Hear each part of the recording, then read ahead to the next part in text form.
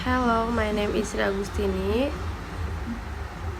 NIM 21220011. Now I'm answer project 5.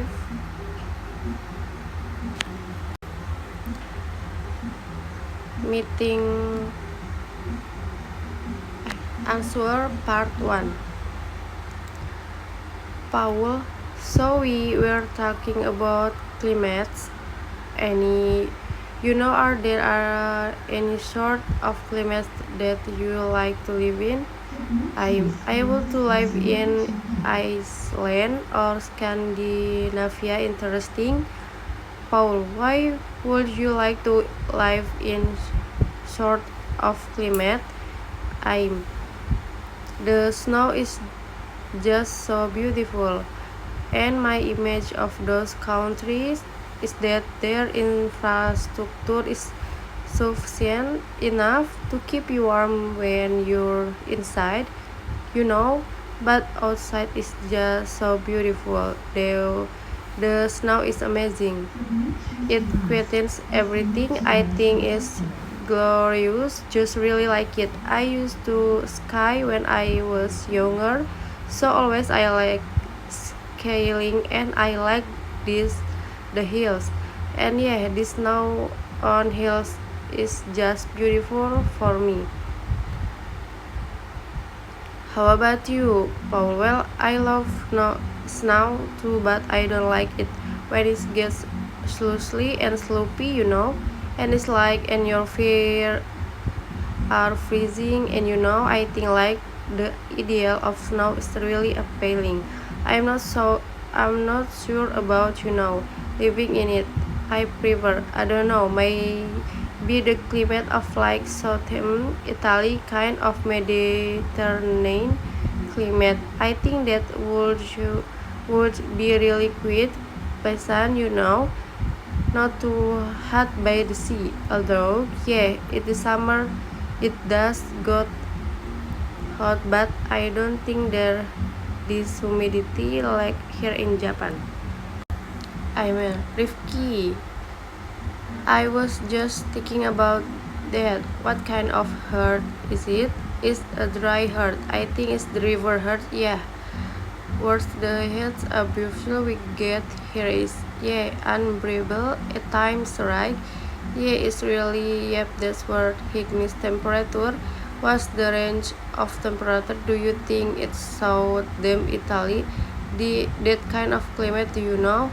I'm not sure. I guess maybe at this time of year it starts getting up towards 20 degrees Celsius. That nice, Paul. And that I think is it does place like Sicily. I think it is does get pretty hot, probably like high 30 second. Oh yeah. Yeah, so and then I think that printers are probably quite meal unless you're up in the north of Italy, of course, near the mountain. Yeah, I think down in the south, I think remain kind of pretty meal, you know. It's the mean then I must be my image of that. And I've never been to Italy, so I don't know. I've been to the south of France, and that got really hot. That was nice, really nice during day. That was a nice climate, I think. Answer part 2. An elementary school bus driver pulled into a gas station in Ohio because he had to use the bathroom. Instead of turning off the engine and taking the way with him, the driver left the bus running. It was cold outside, and I didn't want the kids to get chilly while I was using the bathroom, he told a police officer. There were 20 kids on the bus. The driver forgot to set an emergency brake because he was in a hurry, he said. The bus slowly started rolling away from the gas station as the bus picked up speed. The kids began yelling and screaming. Then year-old Jack had the composure to run forward to the driver's seat and grab the steering wheel. He pressed hard on the brake pedal and managed to stop the bus. As approached a guard rail overlooking a creek bed, Jack turned off the ignition after the cops arrived at the scene. They congratulated Jack on his heroic effort. "That is one cool kid," said the police sergeant. "I told him he would make a great police officer when he grows up." Jack wasn't impressed with that he had done. "Stopping the bus," he said, "was easy compared to playing Grand Theft Auto 3, his favorite action video game."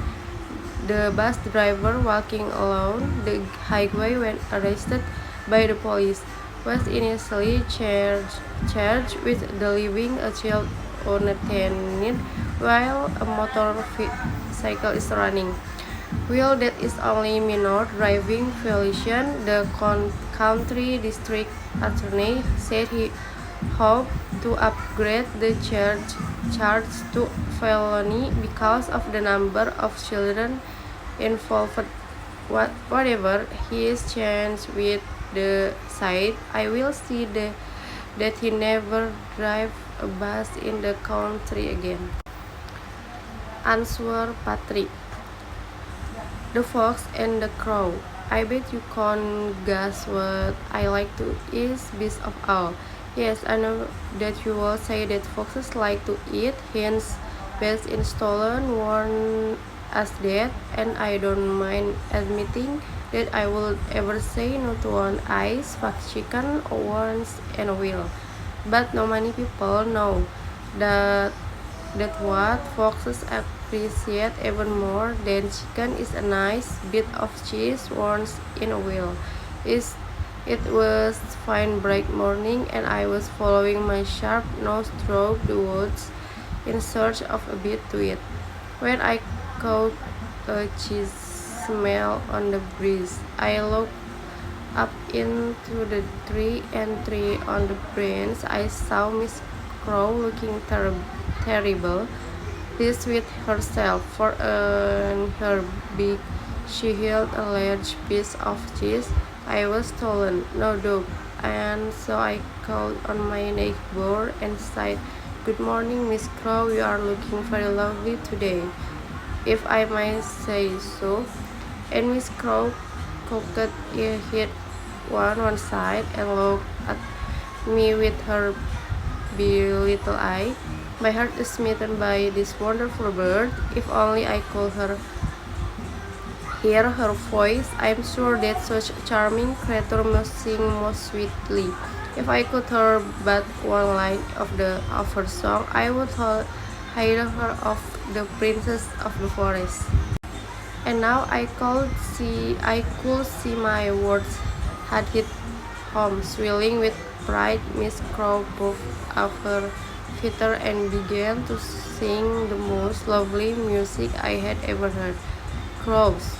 "Well, alright, I know that you're saying that Miss Crow's voice is not actually star quality, but to me that crow was just the soul that I've been waiting for, because as soon as they opened her beak, the cheese fell to the ground, and I snapped up my breakfast, which only goes to show that Farrell will get you everywhere." And this was the story of the fox and the crow. That's enough. Thank you for watching.